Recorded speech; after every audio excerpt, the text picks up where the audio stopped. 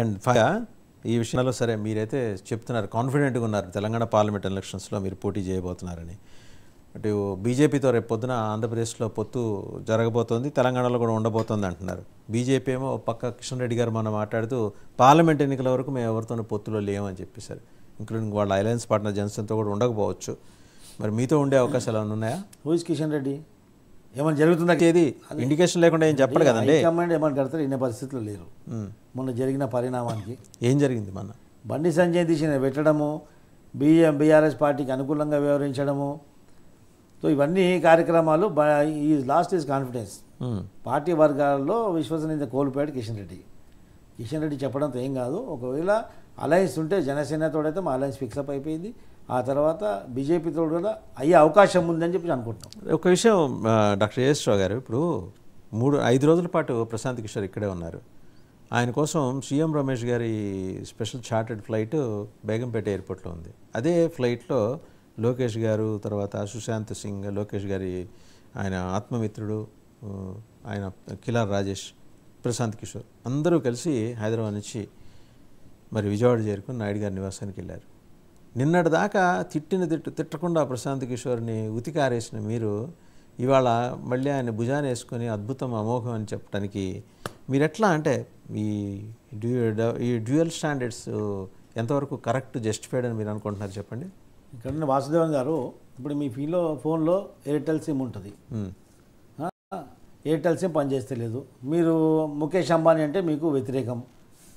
ఈ ఏరియాలో Airtel SIM signal రావట్లేదు, మీకు జియో సిగ్నల్ వస్తుంది. మీరు జియో సిమ్ వేసుకుంటారు కదా. ముఖేష్ అంబానీతో పడదని చెప్పేసి జియో సిమ్ తీసి పడేయం కదా.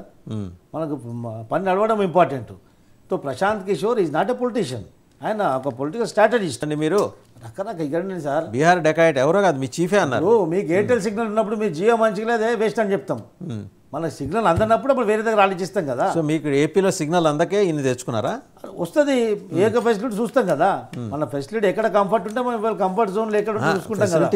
లేక వెళ్ళారా, లేకపోతే ఫెసిలిటీ ఉన్నా మరింత మెరుగైన ఫెసిలిటీ కోసం వెళ్ళారు? ఫెసిలిటీ ఉన్నా కానీ మనం యాడ్ ఆన్ సిమ్ వేసుకుంటాం. 2-3 సిమ్ కార్డులు కూడా ఉంటాయి. సో యాడ్ ఆన్ కదా, మరి ఆల్రెడీ అలాంటి ఫెసిలిటీస్ ఉన్నాయి. ప్రశాంత్ కిషోర్ మీకు యాడ్ ఆన్ మరి we have our own strategist. ఆయన చెప్పిన మొత్తం ఎత్తుగడలన్నీ అమలవుతాయి. We have our own strategist.